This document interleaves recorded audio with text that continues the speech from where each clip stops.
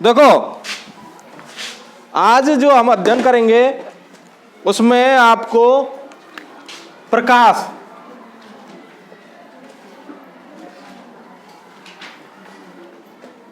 परावर्तक पृष्ठ,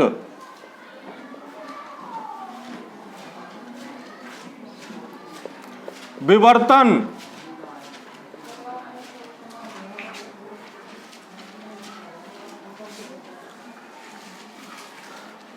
दर्पण, दर्पण के प्रकार,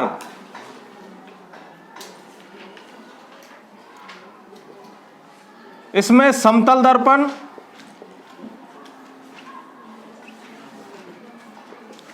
गोलीय दर्पण,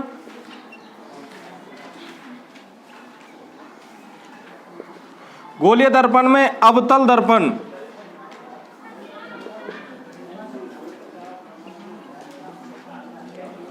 उत्तल दर्पण, फिर इसके बाद में प्रकाश का परावर्तन।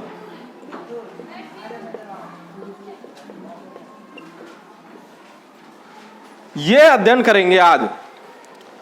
तो सबसे पहले बात करते हैं हम प्रकाश की। देखो सूर्य से आने वाला जो प्रकाश है और उस प्रकाश के परावर्तन के कारण हमें वस्तुएं दिखाई देती हैं। जो प्रकाश है उस प्रकाश के परावर्तन के कारण वस्तुएं दिखाई देती है। ज्यादा कुछ आज मैं बताऊंगा नहीं प्रकाश के बारे में। प्रकाश जो होता है उसकी जो गति होती है, प्रकाश की जो गति होती है वो समतल सरल रेखीय गति होती है। लैब में रखे हुए सरल रेखीय गति होती है।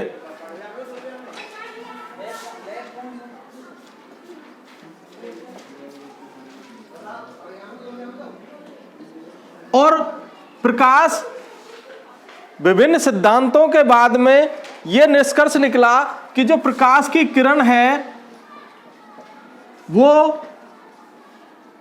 विद्युत चुंबकीय तरंगों के रूप में गति करती है।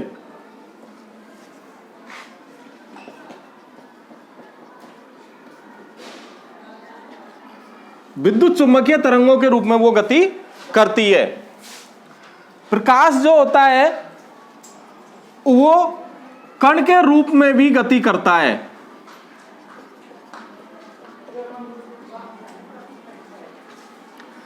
प्रकाश का वेग निर्वात में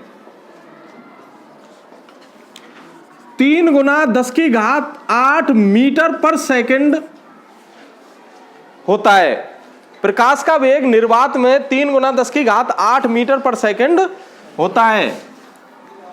बाकी के प्रकाश अगर किसी तीक्ष्ण सतह पर टकराए तो उस सतह के किनारों से प्रकाश का मार्ग बदल जाता है।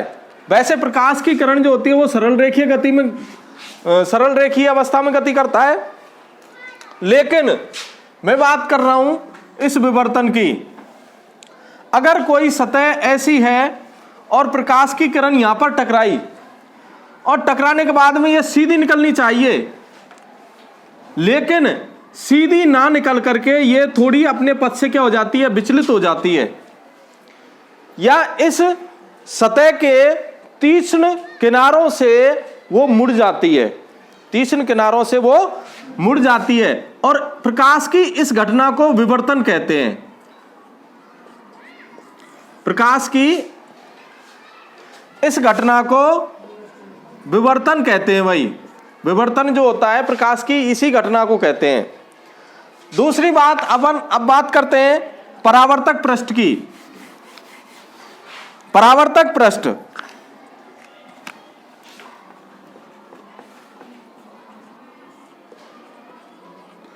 परावर्तक पृष्ठ क्या होता है? ऐसा पृष्ठ जो प्रकाश की किरण को परावर्तित कर देता हो। ऐसा पृष्ठ जो प्रकाश की किरण को क्या कर देता हो, परावर्तित कर देता हो। अपारदर्शी सतह जो प्रकाश की किरणों का परावर्तन कर देता हो, परावर्तक पृष्ठ कहलाता है।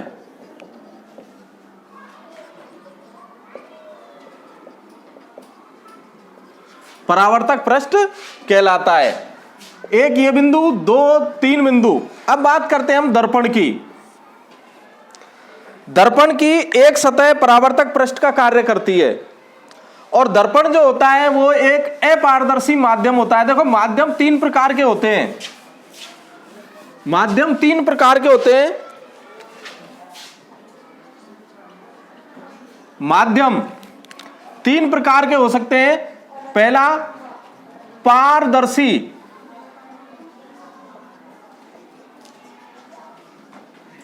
माध्यम। दूसरा है अपारदर्शी माध्यम। तीसरा है अर्धपारदर्शी माध्यम।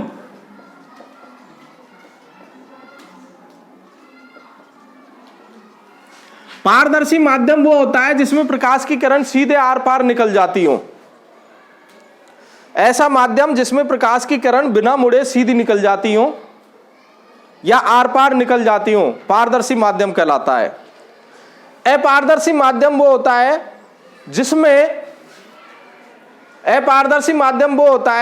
जिसमें प्रकाश की किरणें उस सतह पर या उस माध्यम पर टकराती हैं, और टकराने के बाद में उन प्रकाश की किरणों का परावर्तन हो जाता हो, उसको बोलते हैं अपारदर्शी माध्यम। और तीसरा है अर्धपारदर्शी माध्यम। ऐसा माध्यम जिसमें प्रकाश की किरणें आंशिक रूप से आर पार निकलती हों। ऐसा माध्यम जिसमें प्रकाश की किरणें आंशिक रूप से आर पार निकलती हों, वो अर्धपारदर्शी माध्यम कहलाता है। बात करते हैं हम यहां पर दर्पण की। दर्पण जो होता है एक ऐसा माध्यम होता है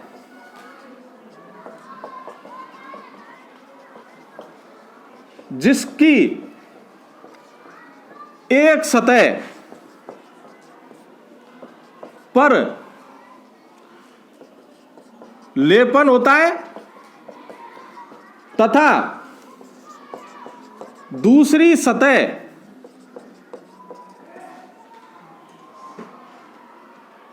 परावर्तक पृष्ठ का कार्य करती हो।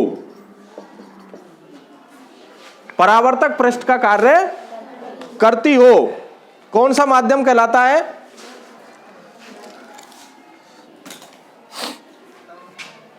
हाँ भाई, परावर्तक पृष्ठ का कार्य करती हो दर्पण कहलाता है। क्या कहलाता है? दर्पण कहलाता है। लैम्प गाया।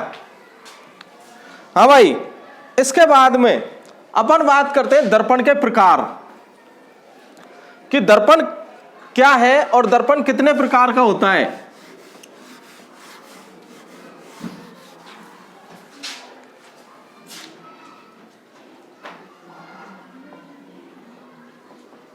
दर्पण के प्रकार ध्यान से सुनना बेटा। दर्पण जो होता है दो प्रकार का होता है। एक तो होता है समतल दर्पण और दूसरा होता है गोलीय दर्पण।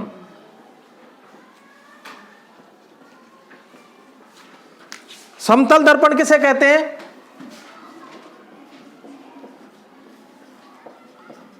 समतल जो दर्पण होता है,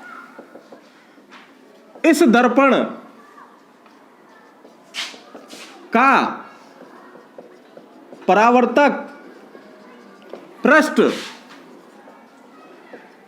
समतल होता है। इस प्रकार के दर्पण का परावर्तक पृष्ठ समतल होता है, जो प्रकाश की किरणों को जितने कोण पर आपतित होती हैं उतने ही कोण पर वो परावर्तित कर देता है, या जिस कोण से वो किरण आ रही है। जैसे ये समतल दर्पण है, सपोज करते हैं ये दर्पण है समतल दर्पण, इसमें एक आपतित किरण आई और जिस मार्ग से आती है वो उसी मार्ग पर वो वापस लौट जाती है। जिस मार्ग से समतल दर्पण पर आपतित किरण जो होती है, आपतित किरण वो होती है जो किसी माध्यम से टकराती है, और परावर्तित किरण वो होती है जो माध्यम से टकराने के बाद वापस लौटती है, जैसे ये परावर्तित किरण। तो आपतित किरण और परावर्तित किरण जो होती हैं उनका एक ही पथ होता है। किसमें? समतल दर्पण में। समतल दर्पण की स्थिति, अगर हम प्रतिबिंब की स्थिति देखें, समतल दर्पण पर जो प्रतिबिंब बनता है,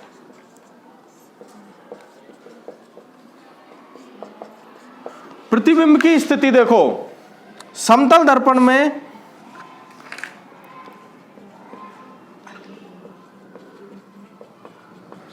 बिंब व प्रतिबिंब समान साइज के, समतल दर्पण पर बिंब और प्रतिबिंब दोनों की जो साइज है वो समान होती है। समान साइज के कॉमा समान दूरी पर बनते हैं। समतल दर्पण पर प्रतिबिंब जो बनता है वो बिंब के समान साइज का होगा, और जितनी दूरी पर बिंब है उतनी दूरी पर ही प्रतिबिंब की दूरी होगी। इसका मतलब यह हुआ कि समतल दर्पण में बिंब और प्रतिबिंब समान दूरी पर स्थित होंगे। दूसरी बात, समतल दर्पण में अगर मैं किसी बिंब को, बिंब मतलब एक वस्तु, किसी बिंब को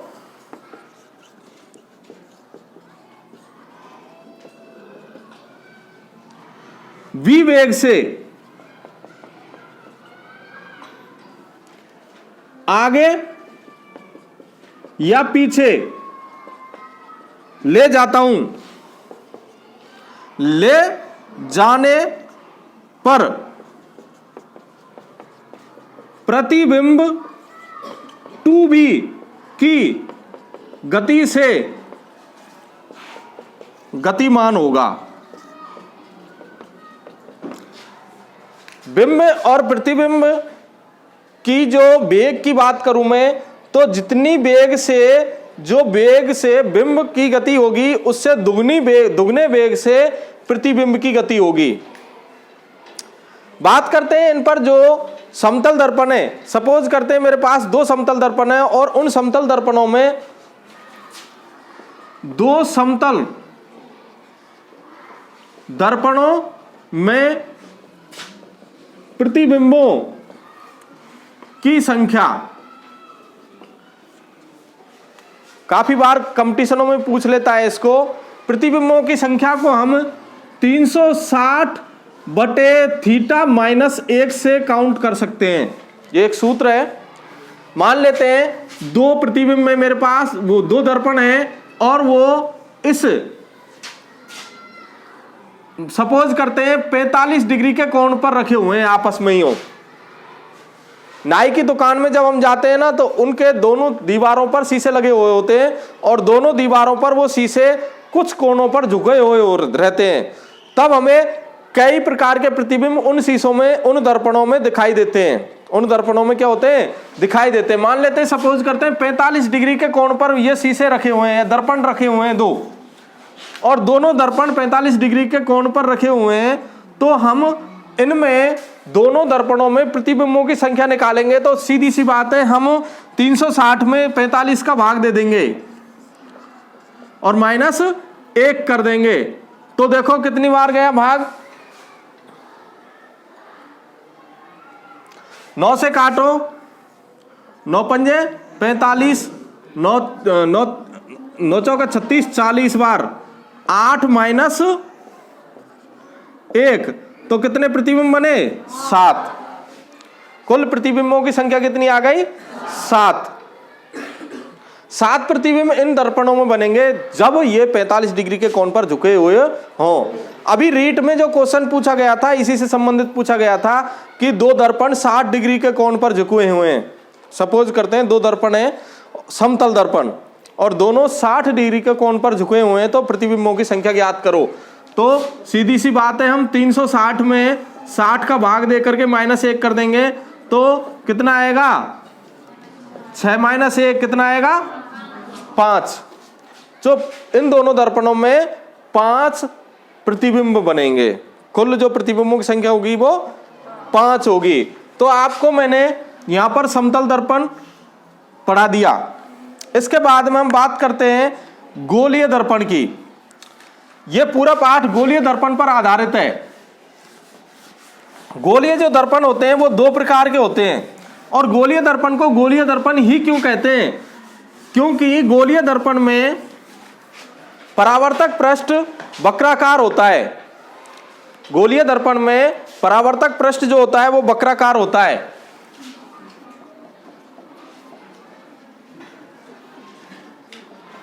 गोलीय दर्पण में परावर्तक पृष्ठ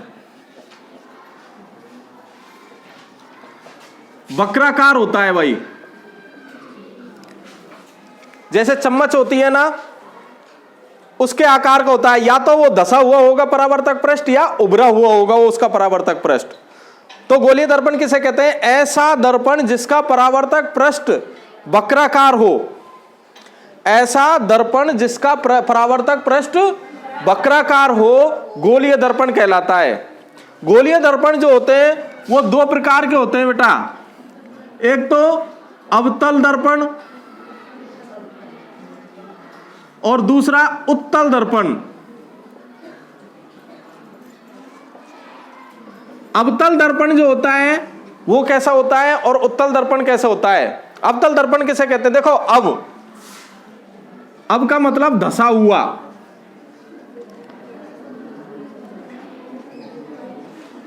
और उत का मतलब होता है उभरा हुआ। हाँ भाई, अवतल दर्पण किसे कहते हैं? ऐसा गोलीय दर्पण जिसका परावर्तक पृष्ठ धसा हुआ हो, जिसका वक्राकार जो परावर्तक पृष्ठ है वो धसा हुआ हो, वो कौन सा दर्पण कहलाएगा? अवतल दर्पण। और ऐसा गोलीय दर्पण जिसका परावर्तक पृष्ठ उभरा हुआ हो, कौन सा दर्पण कहलाएगा? उत्तल दर्पण कहलाएगा। हाँ भाई, उत्तल दर्पण कहलाएगा। ये दोनों दर्पण हम आगे इस पाठ में पढ़ेंगे। अब बात करते हैं हम प्रकाश के परावर्तन की। बहुत ही इंपॉर्टेंट टॉपिक है प्रकाश का परावर्तन। देखो,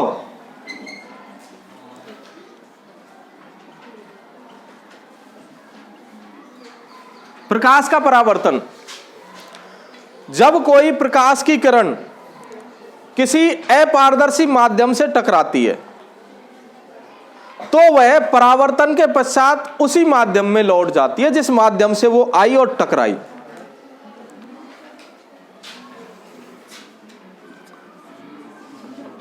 प्रकाश की ऐसी घटना जिसमें कोई प्रकाश की किरण किसी एक माध्यम से दूसरे अपारदर्शी माध्यम में टकराती है तो वह पुनः पहले वाले माध्यम में लौट जाती है। प्रकाश का परावर्तन कहलाता है। दोबारा से सुन लो, प्रकाश की ऐसी घटना जिसमें कोई प्रकाश की किरण किसी एक माध्यम से दूसरे अपारदर्शी माध्यम में टकराती है और टकराने के पश्चात वह पुनः पहले वाले माध्यम में ही लौट जाती है। प्रकाश की इस घटना को कहते हैं प्रकाश का परावर्तन। देखो सपोज करते हैं, यहां पर चित्र की सहायता से भी हम समझ सकते हैं इसको।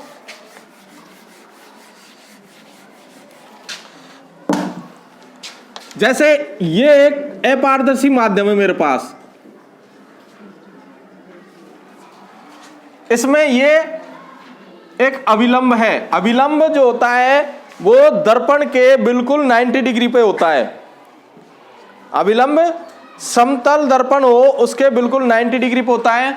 यहां पर यह देखो, ये एक माध्यम है अपारदर्शी माध्यम, ये है अभिलंब। जब कोई प्रकाश की किरण, ये पहला माध्यम है जो वायु है, ये दूसरा माध्यम है, ये पहला माध्यम हो गया। जब कोई प्रकाश की किरण किसी एक माध्यम से, इस माध्यम से आ रही है और किससे टकरा रही है, दूसरे माध्यम पर, और जैसे ये दूसरे माध्यम पर टकराएगी तो वो टकराने के पश्चात पहले वाले माध्यम में ही लौट जाती है, पहले वाले माध्यम में ही वो लौट जाती है। प्रकाश की इस घटना को कहते हैं प्रकाश का परावर्तन। हाँ भाई, इस किरण का नाम है आपतित किरण, इसका नाम है परावर्तित किरण।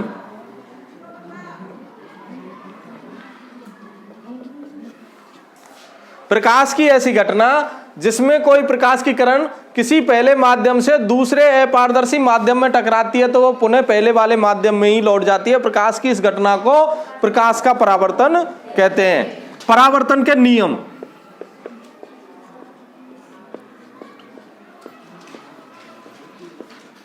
काफी बार पूछा गया सवाल है कि परावर्तन के 2 नियम हैं और दोनों को लिखो। पहले नियम,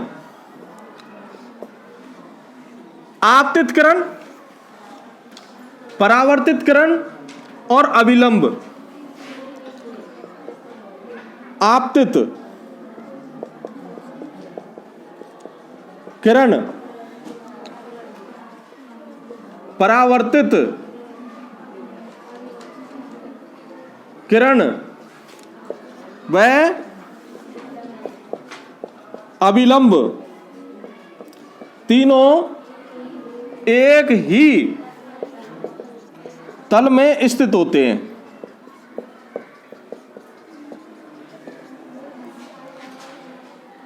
आपतित किरण